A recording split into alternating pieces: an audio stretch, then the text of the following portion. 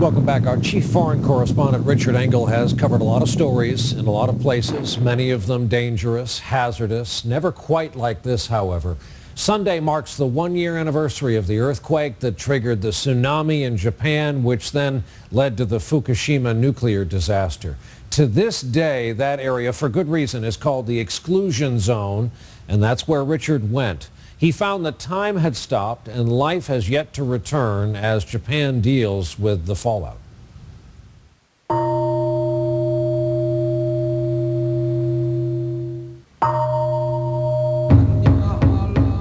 A year ago, the earth suddenly snapped and Japan was convulsed by the most powerful earthquake in its history. An hour later, a massive tsunami swept 6 miles inland, swallowing entire towns and setting off a triple meltdown at a nuclear complex on the coast near the city of Fukushima. When the 3 reactors exploded, a cloud was shot into the sky of steam mixed with particles of radioactive cesium. It contaminated hundreds of square miles. A year later, a 12-mile radius around the crippled nuclear plant has become Japan's exclusion zone. The calendars in this once busy factory haven't changed since the meltdown. The factory's owner, Hisami Iwamoto, made electronics here. He was the last person to leave town. There are buildings, there are cars, and until yesterday, there were people. They are friends, but the very next day, there was no one. Access to the exclusion zone is forbidden, but former residents can make brief visits to collect valuables. We've just entered into the exclusion zone. There are houses here, restaurants, sushi and radishes, it looks like.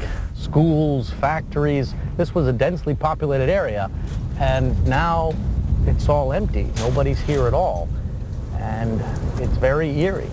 And very radiated. So how far are we away from the plant itself? About 5 kilometers. As we got closer to the reactor, our monitors screamed in alarm. Radiation levels were 100 times higher than normal levels of about 0.2. We're at 17.3, 17.7. We've already reached 19. Now it's at 22, 23. The area in the immediate vicinity around the power plant itself is still very much a hotspot. It's even hotter here. These rare images show the mangled nuclear plant today. It will never, can never, operate again. Next stop on this tour, Iwamoto's hometown of Okuma.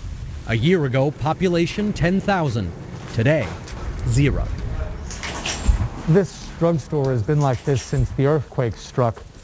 All of the bottles thrown onto the floor, a moment frozen in time, entire towns abandoned. No one's coming back.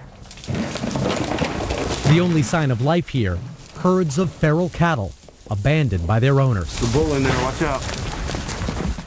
People left in a hurry, leaving clothes behind at a laundromat. It reminds me of when I was a kid.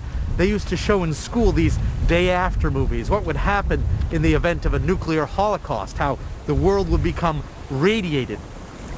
That's what it feels like here. This is a ghost town. Look over here. There's someone's child's toy scooter, the garage door's down, basketball hoop up. Somebody lived here. It's as if some sort of plague came over the town. Yes, paf, and they all disappeared at once. This was your house? New house. 2 weeks after the explosion, almost every house was looted. And because the earthquake destroyed the doors, it was easy. So all that damage was from the earthquake. So it's like you were attacked twice. First the earthquake hit, and then once you survive that, then you get this cloud of radioactive dust raining down on the city. Actually 3 times, but then we were looted. Oh, and then you were looted. Yes, I forgot about that. When we were there today, you seemed to be able to laugh at the situation, even joke about how strange it was.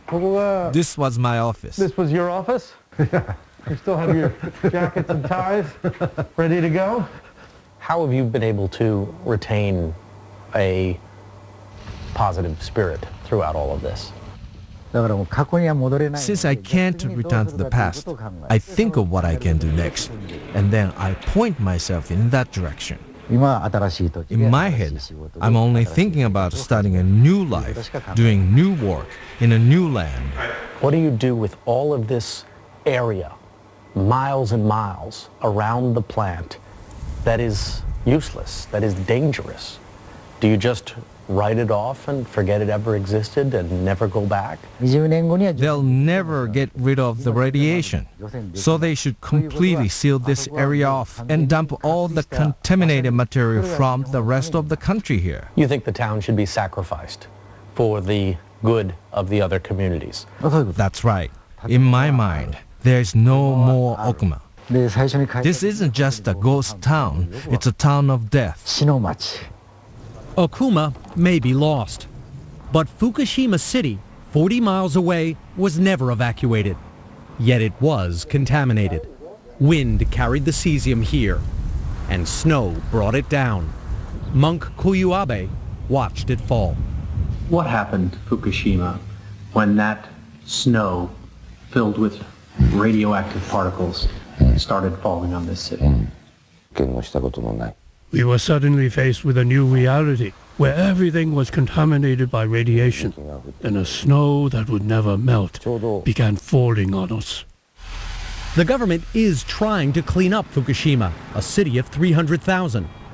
But where do you even begin? First, you hose down the roof. Then cut all of the leaves off all of the trees. Then dig up the top 2 inches of soil in your yard. And finally, temporarily stash it here, a former baseball diamond, now covered with giant bags. Each one, somebody's radioactive garden. Toshiaki Kusano, a former colonel, leads the cleanup effort. The people of Fukushima are really frightened, so it's important to meet residents and to communicate with them directly to remove their fears. We can definitely make this cleanup work. But Colonel Kusano needs more storage space.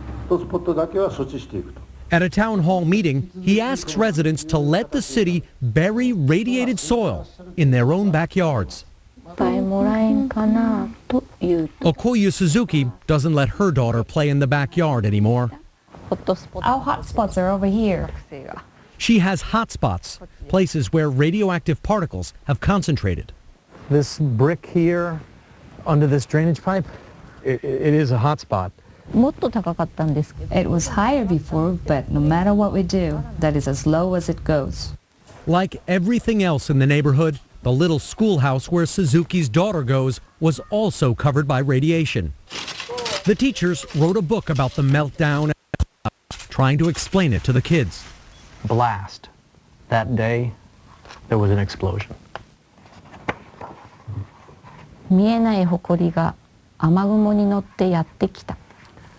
Rain cloud brought us nuclear fallout.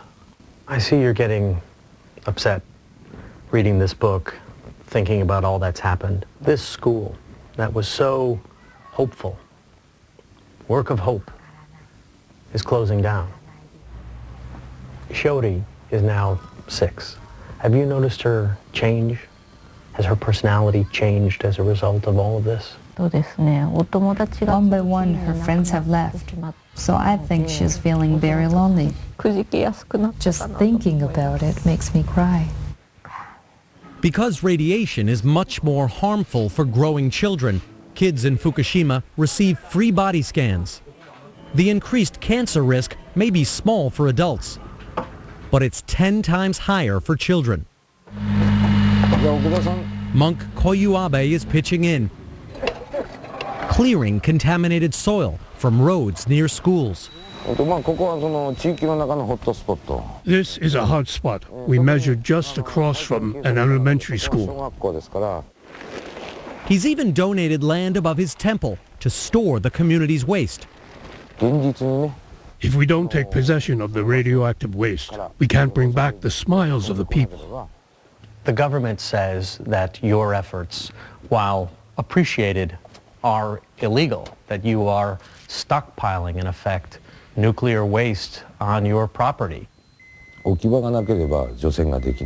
If there's no place to keep it, you can't decontaminate. And if you can't clean it up, you can't live there. So your only option then is to run away.